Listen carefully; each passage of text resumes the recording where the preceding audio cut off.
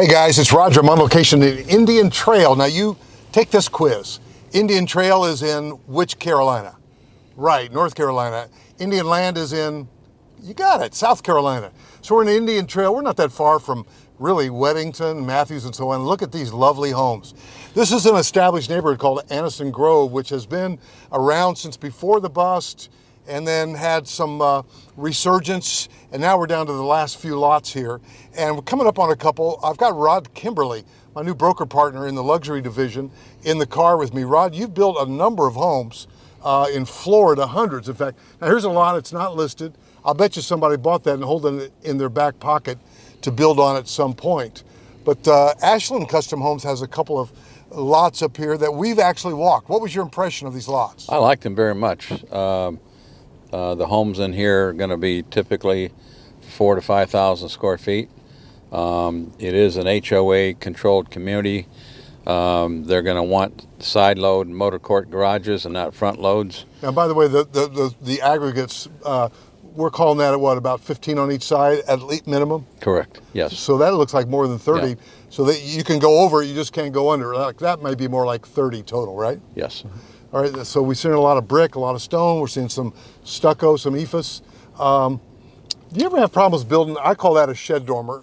Do you call that in Florida, that up in the upper left there? Yeah, that's just that shed. It has no function. It's just architectural detail. Well, it could be. And that's a standing metal seam, which is very popular. Yeah, but I mean, that could be. They got a little dormer, almost like a dormer on that side. I bet you there is some living space. I hate to contradict you because you're experienced. I'm just a YouTube creator.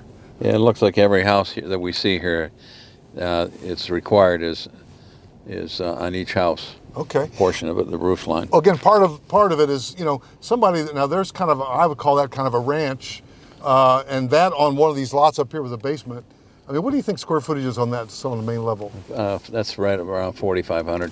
Really, that much? Yeah. Well, if they put that on, there's some EIFS there, hard stucco. If they put that on the bottom and same perimeter on the foundation, they've got a huge house.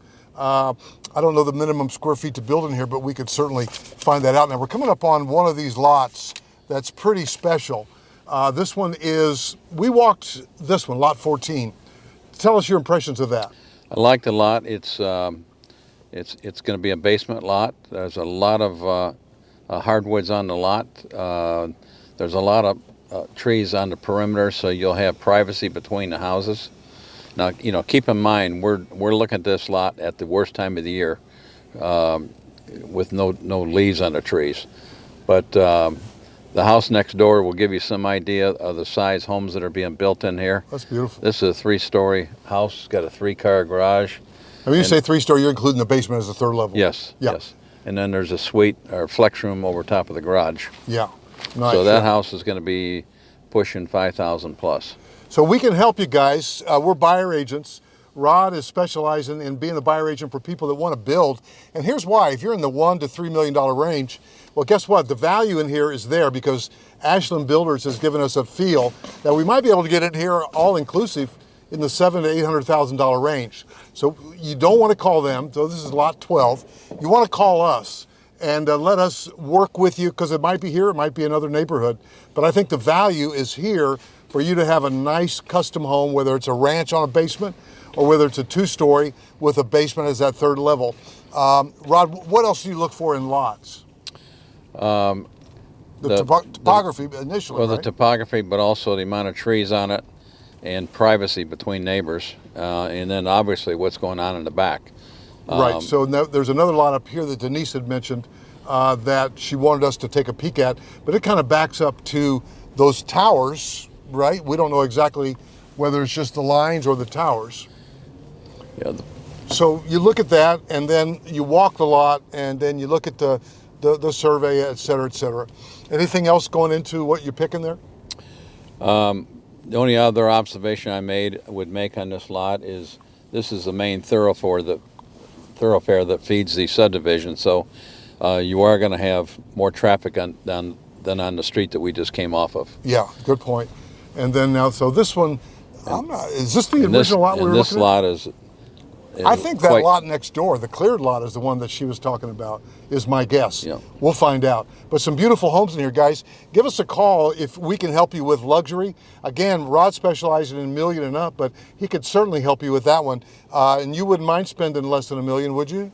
Yeah. So what's a good number, Rod, to get a hold of you at for custom build buyer representation? 980-446-6364.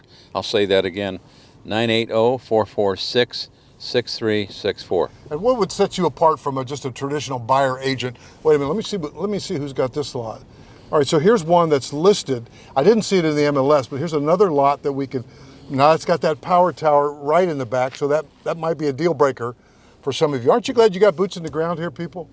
So tell us what differentiates you as a buyer agent from just anybody that's never really ever built a house. Well, I've built 360 homes in 26 years, and what I will be is their advocate throughout the whole process. I'll be their eyes on the ground, especially if they're out of town, and I'll be somebody that they can bounce questions and comments and concerns off of, and I will periodically be out on the job and give them feedback on the progress of construction, and well, that's important. Give them any tips, anything that they're looking to do throughout the process. There's always a trust factor, and in essence, oh my gosh, look at this. This is Udi's cabinet, man. That's high cotton right there, y'all. That's good stuff right there, and it's pronounced Udi if you're here. But you know what? I'll tell you what strikes me, and one of the, to me, salient selling points about you, the builder. There's always a trust factor. If the builder says, "Well, we can't do this. We're going to have to do this. It's going to cost you another 80 grand." You, having been the builder for so many years in Florida, you'll know whether that's valid or not, correct?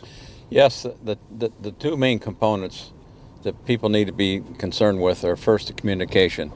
And builders now are so busy, they're trying to find other lots, they're trying to get raw materials in off the boats and so on and so forth. And the second is, if they want to make a change during the process, you got to make sure that you're going to get credit for what was original feature of the house, and then pay the upgrade on that, and right. not an upgrade on with no credit coming back. And these are some of the things that I can be looking out for them on their behalf.